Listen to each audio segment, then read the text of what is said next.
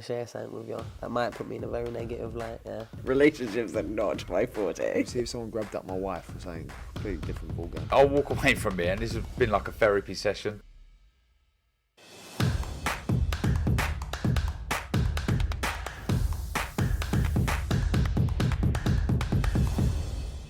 Signing him anyway, so it ended up working well, but that was a good example. This guy was going to jail.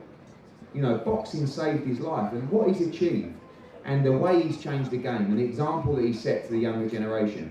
Forget social media, forget screaming and shouting, deadlines and this and that. That's a proper man right there, and I believe he'll be heavyweight world champion again.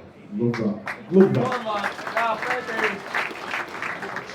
Maybe a little regret he didn't go to court that day, but someone told me a story, correct me if I'm wrong, if it's not true, that you went and met Tyson Fury when he was 26, 27 stone and laid out a plan, but he wanted to get back into the ring. And he didn't end up signing. Is that a regret for you? I go back. You know, I never have a problem giving him credit. He's a tremendous fighter, great character. But I flew him over to Monaco when he was experiencing tough times, and I sat in a room with Tyson Fury, and he was as close as you are to me. You know, probably closer. And he was 27 stone. You know, he was dripping with sweat. He was telling me he was going to go and be the heavyweight world champion. And I looked at him, and the money he was after, I thought, absolutely no way. I said, one, you'll never fight again. Two, you'll certainly never win the World Heavyweight Championship. So forget all the achievements about the way he beat Deontay Wilder. Again, we don't always see eye to eye. But what he came back from was quite sensational. Because honestly, I never thought he'd fight again. You know, he was a complete mess. And the way he got himself back together physically and mentally was quite incredible. And to go on and to win the World Heavyweight Championship, that is a great story. And yeah, I guess I'd always kick myself for never signing him that day. But we've got AJ, and one day he's going to knock him out. Oh! Who reckons, right, if you think AJ beats Fury, make some noise? If you think Fury beats AJ, make some noise? You've obviously had a few. What's the matter with that? We're not going very often, right? Round number 8. We get to the back end of the fight now. What, do you have a favourite round in boxing for any weird reason? Is superstitious? I know. Yeah, I mean... The last. For me, it's the championship rounds. You go back to the AJ Usyk fight, the 9th round, AJ was pummeling Usyk. I was jumping up around, I went over to the corner at the end of the 9th round, screaming, you can do this! And then Usyk came out in the 10th, 11th and 12th, and he stuck it back on AJ. And those championship rounds, you know, when it gets tough, I mean, I've watched it all my life, and here's a man that can tell you about those championship rounds. Darren, is it a hardest round to boxing, or is it different every fight? For me, my trainer Tony Simmons, we kind of used to put the 12-round distance into, 3 blocks of 4. So I used to always like getting to the championship rounds because I could see the light at the end of the tunnel. I knew I was nearly there.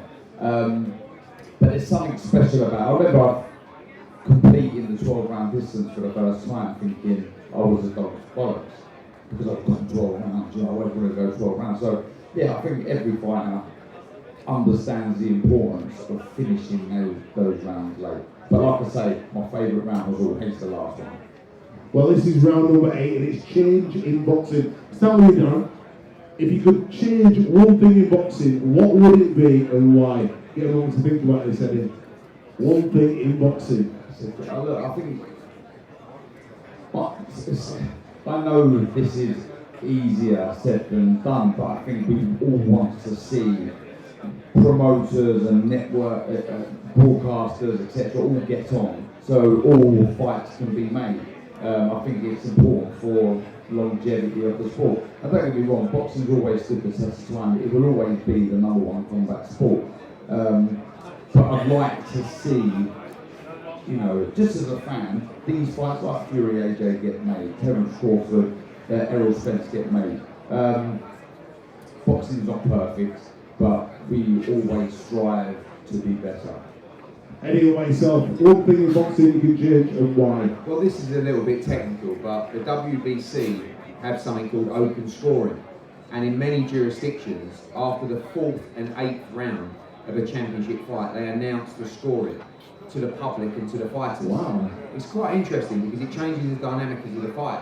Sometimes after 8 rounds, you think you're winning the fight. And how often would a cornerman or a corner team have it so wrong, or Sky or the zone commentary? And I quite like the idea of open scoring. I don't know if you've ever heard of a fighter where you know the scores of the rounds after certain periods of the So you're fight. going to final about a few rounds and you're going to give it some. Yeah, or you're hosting the fight and you need to be a little bit cautious and the opponent has to go for some. But I think open scoring could have a future in boxing. Love that. Into round 9, in the back end of the fight now.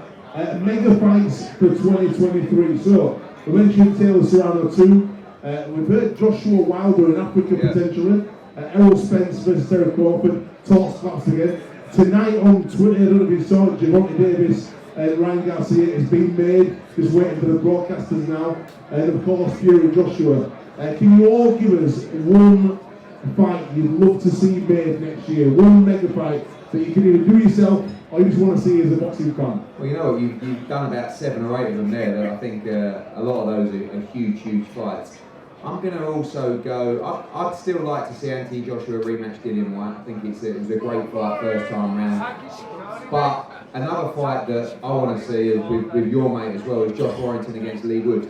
That's a unification fight in the featherweight division. Lee Wood, Michael Conlan was one of the best fights I've ever witnessed live. Coming back, knocking him out with 30 seconds to go. But yeah, I think that's a fight I'd love to see. And one day, subject to a few hearings that will cover, is of course Conor Benn against Chris Eubank Jr. because there's still some unfinished business there. We'll talk about it later on. I don't want to talk about it. We spoke about it so much. I'm not going to bother you with it until later on. But there's a couple of people who have asked questions. I promised to ask you on stage. We'll go later on. Darren, how about you? Which mega fight would you like to see? I'd like to see Errol Spence, Terence Crawford. I think it's a fantastic fight. It really is. Two of the best out there. And look, not to talk about it again, but the obvious, AJ Fury. I think it's a huge fight and it sells out at Wembley Stadium twice over. We've got also Cougar here from...